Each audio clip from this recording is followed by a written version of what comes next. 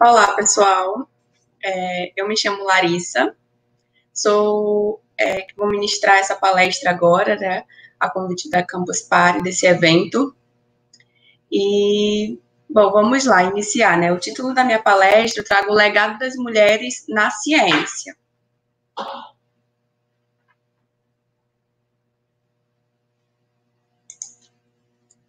Bom, para iniciar, né, essa apresentação, eu faço a minha apresentação pessoal. Eu me chamo Larissa Reis, sou licenciada em Química pela UFAM, sou pesquisadora e mestranda também na área do ensino de Química, no programa de pós-graduação em Química na UFAM, e leciono como professora de Química no projeto da Sala de Ciências do SESC e também na educação de jovens e adultos, também pelo SESC Amazonas, né? E atualmente também sou professora na Secretaria de Educação do Amazonas. Então, eu atuo nessa parte do ensino de Química e me dedico também nessa pesquisa, né, sobre as contribuições que novas metodologias podem trazer para o ensino de Química. Bom, então, eu venho, através da Sala de Ciências, apresentando esse projeto, que é um projeto do SESC, né, através do SESC Ciência, que surgiu em 1987, com o objetivo de multiplicar e popularizar o conhecimento científico no Brasil. Então, esse projeto, ele abrange o Brasil todo. Então, diversas cidades, elas possuem salas de ciências que desenvolvem a popularização do conhecimento científico. Em Manaus, a Sala de Ciências atua desde 2009 e ela fica localizada nas dependências do SESC Balneário. Então, nós temos aí as imagens da Sala de Ciências, que é um espaço onde nós temos diversos equipamentos e materiais lúdicos que nós apresentamos palestras, exposições e recebemos também as visitas de escolas, né, que fazem seus agendamentos, grupos de pessoas que têm um interesse em nos procurar para conhecer sobre a nossa atuação, né, nesse aspecto de popularização do conhecimento científico. Bom, então essa palestra ela vai abordar um pouco sobre o tema das mulheres na ciência e os legados, né, que elas trouxeram dentro dessa área. Então, apesar dos ganhos notáveis que as mulheres elas conquistaram na educação e na força de trabalho nas últimas décadas, o progresso ele foi desigual.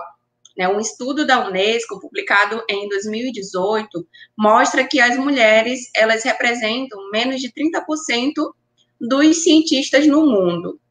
Então, as mulheres elas continuam subrepresentadas no campus da ciência, tecnologia, engenharia e matemática, né? Tanto no âmbito da graduação quanto no âmbito da pesquisa. Então, são números que nos trazem ainda reflexo dessa desigualdade de gênero nas ciências.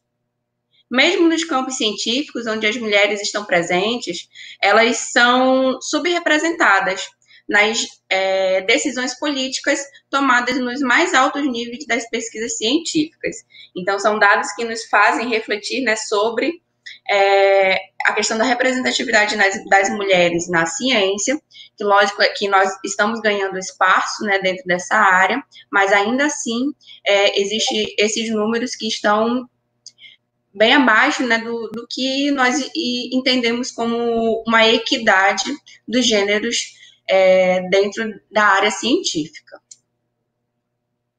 Então, por que isso ocorre, né? Por que esses fatos, esses dados, esses números, eles são apresentados? A participação de mulheres na história, ela foi marcada por ausência e presença das mulheres, né, nessa área. Ao mesmo tempo que elas estavam presentes, né, grandes nomes femininos estiveram presentes no desenvolvimento da ciência, existiu uma certa ausência, né, de estarem dando os devidos créditos para essas mulheres. Então, durante muito tempo, as mulheres elas foram invisibilizadas na produção do conhecimento científico.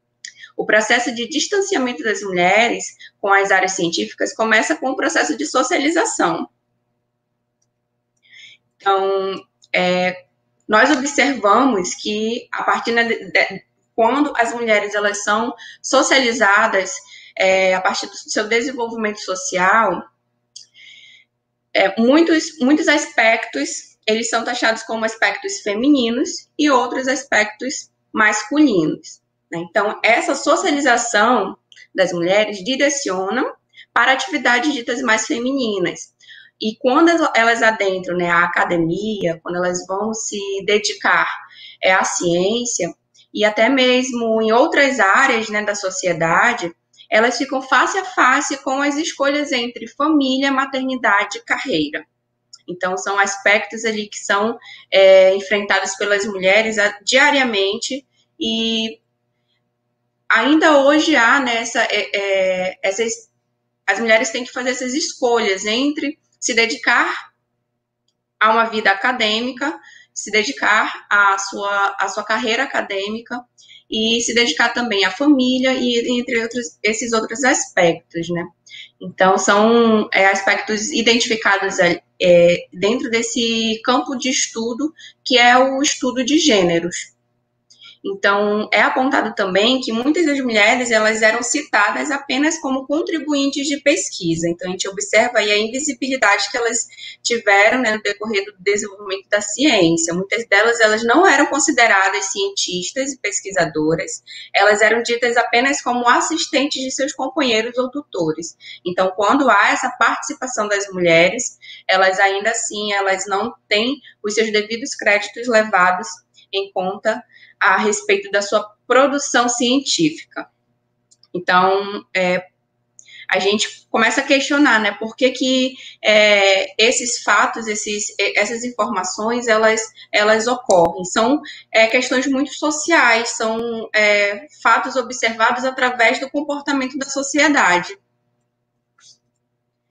E o trabalho de Margaret Rose, em 1993, publicado na revista Social Student of Science, ele consagrou o termo efeito Matilda. Então, a gente traz aqui essa imagem, né, que seria uma imagem para divulgação na internet, que a gente pode encontrar essa imagem, né, disponível no Twitter, que se intitula Minas nas Histórias, que eles, né, essa página, ela elaborou um resumo de uma informação, né, que traz o conceito de efeito Matilda, que seria um termo cunhado em 1993, né, pela pesquisadora de História da Ciência Margaret Rossiter, e ele traz essas informações, né. Nós temos a imagem aí de uma mulher trabalhando na área científica, e é Maria. Maria, ela é uma mulher cientista que trabalha fielmente em uma pesquisa. Ela tem ideias relevantes e obteve resultados promissores. Mas Pedro, que é colega, pesquisador do sexo masculino, que está indo obter o crédito pelos trabalhos de Maria. Então, a gente observa aí que é um fato observado e constatado por essa pesquisadora, que as mulheres, né, deixaram diversos legados para a ciência, mas muitos deles, eles foram retirados, né, de suas autorias. Então, foi o que aconteceu com, por exemplo, os trabalhos das cientistas Rose Meitner, Rosalind Franklin, Mariette Blau. Então, são nomes ali que algumas pessoas podem ter maior conhecimento, mas outras não, porque elas não receberam nessa devida identificação de seus trabalhos. Então, historicamente, a ciência ela foi construída como uma área de domínio masculino. No entanto, né, muitas mulheres participaram da construção do que conhecemos hoje como ciência.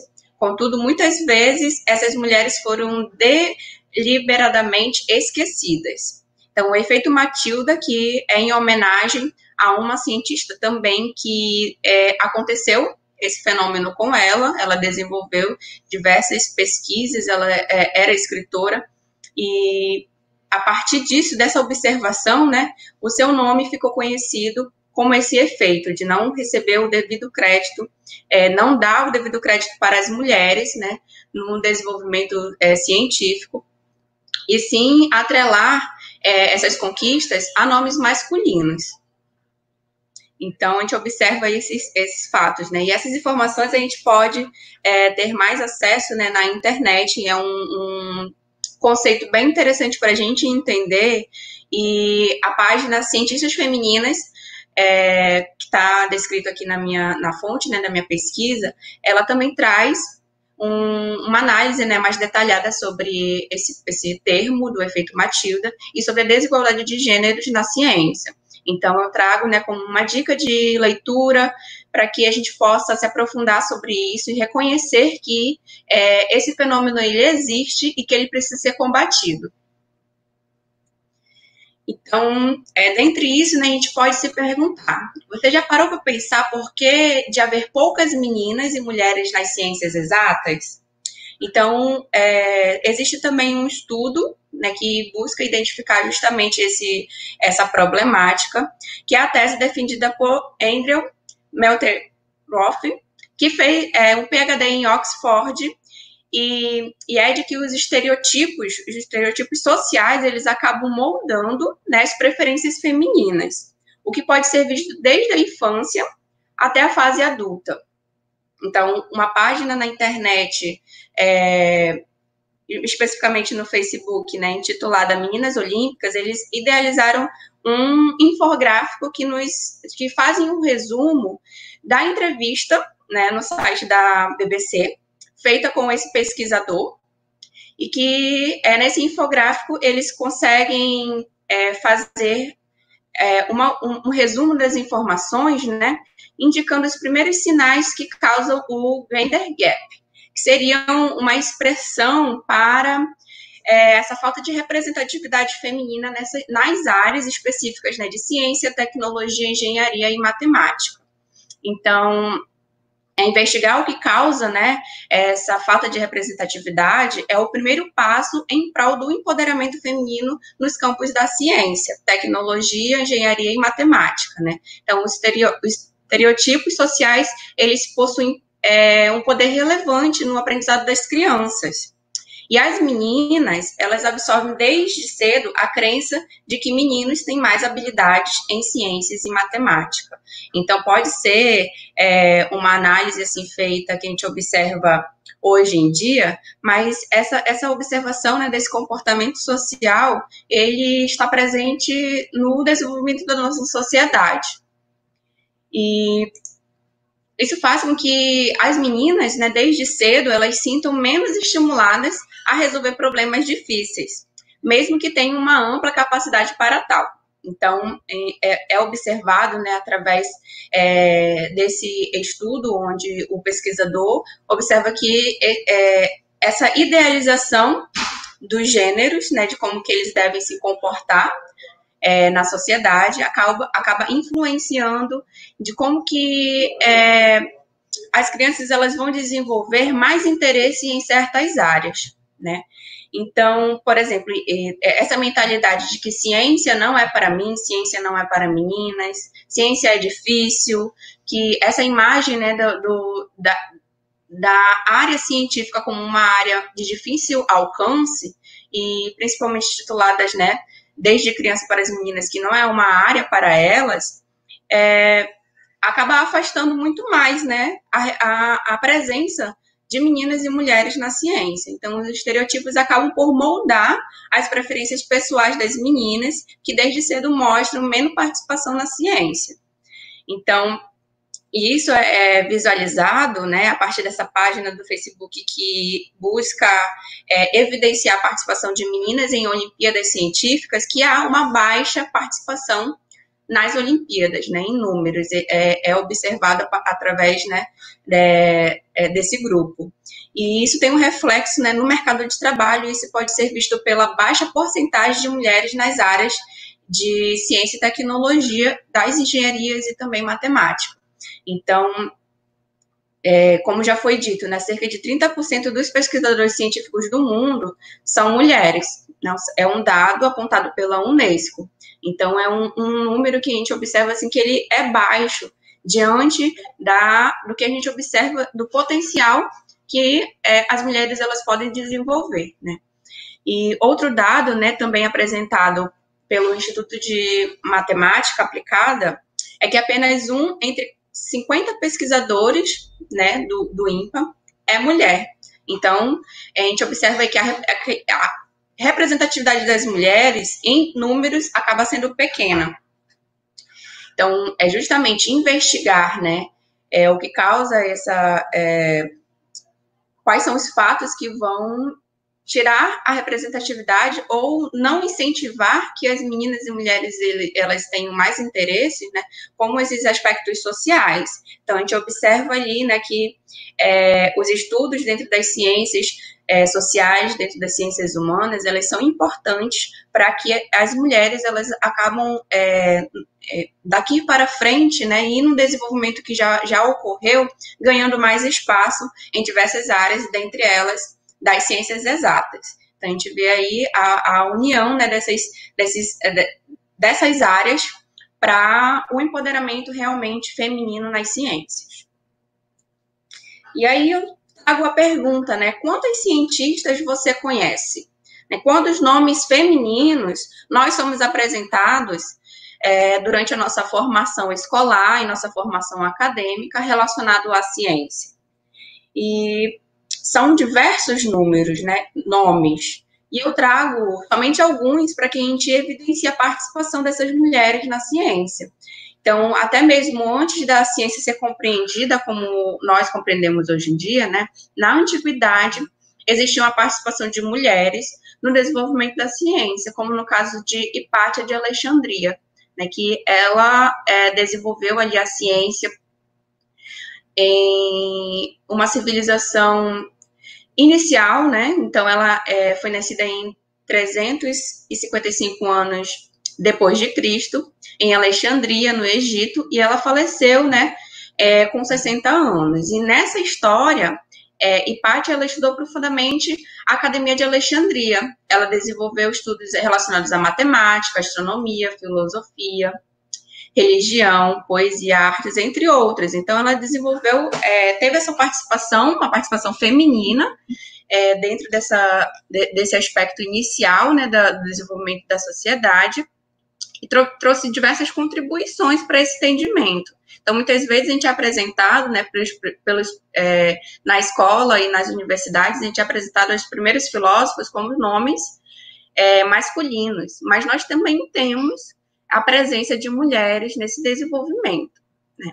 Então, trago aí também nomes que são nomes femininos que nós apresentamos, né? A equipe da Sala de Ciências, ela desenvolveu também essa palestra com a temática Mulheres na Ciência no ano passado, né, trazendo esse contexto histórico da participação das mulheres e evidenciando a contribuição de cada uma delas nas suas áreas.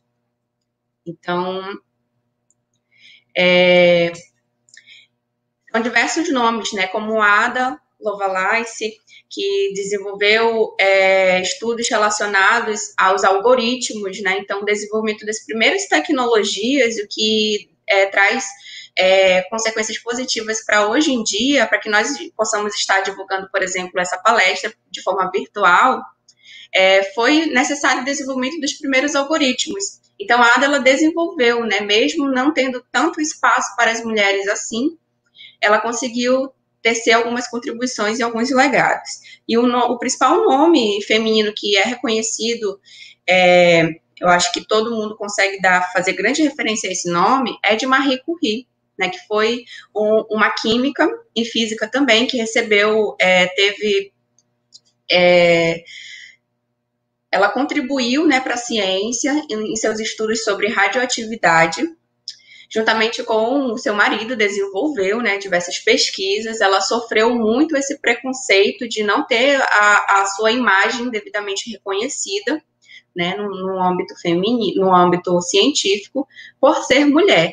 Mas, ainda assim, ela foi, né, a primeira mulher a receber 2 prêmios Nobel referente às suas pesquisas, e então ela acaba quebrando essas barreiras, né, das dificuldades que mesmo naquela época, que se hoje em dia já nós temos essa dificuldade, né, de se sentir representada, se sentir representada no âmbito das ciências, essas mulheres elas desenvolveram diversas contribuições para a ciência. Dentre elas, a brasileira Berta Lutz, né, que ela desenvolveu também grandes contribuições para a Fiocruz, por exemplo, né, uma instituição tão importante hoje em dia e que teve a participação dessa pesquisadora, desse nome feminino. E outras mulheres que a gente pode também trazer referência, né, de Rosalind Franklin e de Katherine Johnson. Rosalind Franklin, ela sofreu daquele fenômeno chamado do efeito Matilda, pois o seu nome ele não ficou conhecido dentro das suas pesquisas sobre o DNA, né? Nomes masculinos que foram representados, né, tiveram os créditos diante dessa pesquisa, e por muitos anos o nome de Rosalind Franklin ficou esquecido relacionado a essa pesquisa, né? Então, se faz necessário que haja, né, um estudo dentro das ciências, dentro da história da ciência, para resgatar as contribuições dessas mulheres e fazer esse papel de divulgação. Né, Katherine Johnson, que foi uma das mulheres que contribuiu muito para a corrida espacial, né, onde ela desenvolveu diversas contribuições na NASA. Então, são nomes assim, que a gente traz, somente alguns deles que trazem contribuições para a ciência e que devem ser referenciadas. Então, dentro da sala de ciências, nós desenvolvemos esse papel da popularização da ciência. E nós identificamos nesse tema, sobre o legado das mulheres, sobre a presença das mulheres na ciência, uma forma de incentivar e popularizar o que elas desenvolveram e contribuíram para a ciência, e fazer esse papel de incentivo para as meninas desde pequena, né, para que elas se sintam motivadas a entender mais sobre ciências e a perceber que existe um universo da representatividade feminina na ciência e que a ciência também é feita para meninas. Então, apesar de nós termos diversos nomes, né, como citamos agora, a ciência ela é melhor quando existe uma diversidade, não só uma ciência de homens brancos. Então, essa é uma frase citada por Márcia Barbosa, que é uma cientista brasileira, que desenvolve, né, diversas pesquisas no ramo da física, e que traz essa frase para que nós percebamos que a diversidade ela é importante para o desenvolvimento da ciência, né? Então, segundo o Censo de Educação Superior de 2016, apenas 0,4% dos docentes de pós-graduação no país são mulheres negras. Somando ao número de mulheres pretas e pardas que possuem doutorado, o total não alcança nem 3%. Então, essa frase de Márcia Barbosa deixa bem evidente, né, que a ciência é melhor quando existe essa diversidade.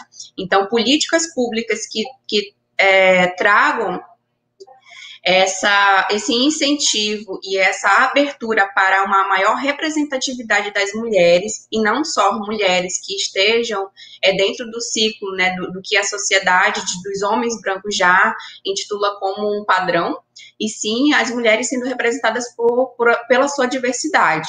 Então, é pensando nisso, de mostrar que a ciência ela é feita de forma também acessível, que ela precisa ser de forma acessível para todos e todas. A Sala de Ciências e o SESC divulgou recentemente o nome de 3 cientistas mulheres, né, cientistas negras, que contribuem para a ciência no Brasil, né, dentre elas Sônia Guimarães, Liz Ingrid e Ana Maria Benite. São nomes ali que estão desenvolvendo a ciência no Brasil. Sônia Guimarães, por exemplo, é uma física brasileira que é professora do Instituto Tecnológico de Aeronáutica e foi a primeira mulher negra brasileira doutora em física e a primeira mulher brasileira negra a lecionar no ITA. Então, a gente observa ali a questão da representatividade das mulheres, mas, além disso, a diversidade que a ciência ela deve existir, né? A presença de mulheres negras para que, desde pequena, as meninas se sintam representadas, não só pelas mulheres, mas nas mulheres em sua diversidade. Então, é um dos trabalhos que a Sala de Ciências buscou ali desenvolver, visto que nesse momento de distanciamento social nós não podemos fazer as nossas palestras, as nossas exposições, foi uma forma que nós buscamos de divulgar e popularizar a ciência, trazendo aí nomes femininos, sendo divulgados nas redes sociais do SESC, como uma forma, né, de darmos continuidade ao nosso trabalho de popularização da ciência.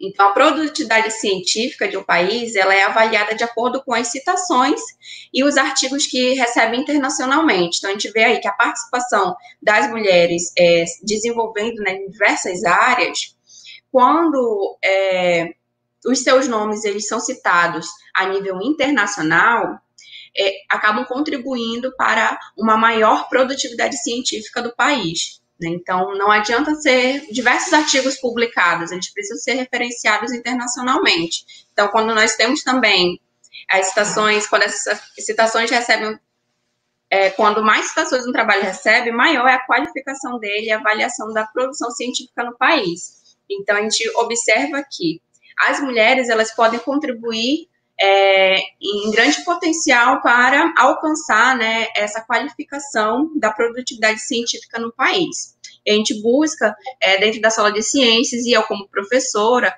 em estar divulgando sempre, né, os nomes femininos, essa representatividade, e dando essa ênfase, né, para identificar quais são as pautas dentro dos estudos sobre o estudo de gêneros, né, identificar que as mulheres, elas desenvolveram um papel muito importante, que durante o decorrer histórico elas foram esquecidas e elas precisam ser resgatadas em suas conquistas para que elas se sintam representadas hoje em dia. Então, e aí isso faz muito importante, né, a atuação das mulheres na ciência e também para que nós não ficamos somente em divulgar, nós precisamos incentivar.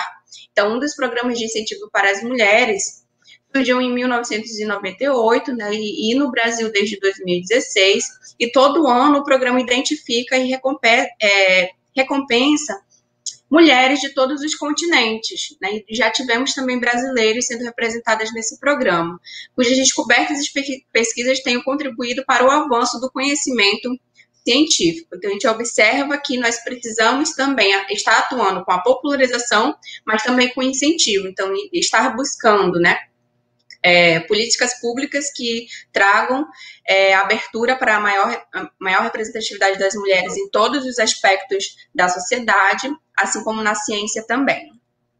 Então, outro também iniciado em 2018, né, o Programa Mulheres na Ciência, busca esse fortalecimento do vínculo em torno de mulheres na ciência, tanto no Brasil quanto no Reino Unido. Então, a gente observa assim, que esses programas de incentivo, e não são somente esses, né, diversos programas eles trazem também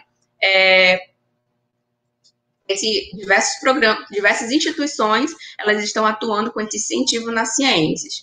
E, dentre elas, a Sala de Ciências busca, né, através dessa popularização, através das palestras, atuar, né, nesse ramo da divulgação científica, da popularização da ciência e também no incentivo das crianças, né, das meninas desde pequena, para que elas possam sentir essa motivação em estar conhecendo mais sobre as ciências e que nós possamos desenvolver, né, esse nosso trabalho.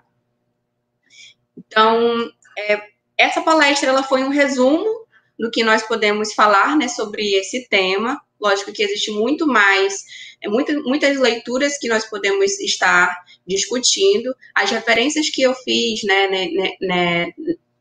nessa palestra, nos slides, vocês podem estar, eu posso estar compartilhando através do e-mail. Nós também temos o e-mail da Sala de Ciências, as nossas redes sociais do SESC, né, tanto no Facebook quanto no Instagram, nós estamos atuando ali, e nós podemos compartilhar todo esse conhecimento também com vocês. Então, eu agradeço o evento da Campus Party pela essa abertura, né, por esse espaço de eu estar divulgando o trabalho que eu desenvolvo juntamente com a Sala de Ciências. Então, eu agradeço, né, toda a equipe E é isso. Muito obrigada a todos e a todas.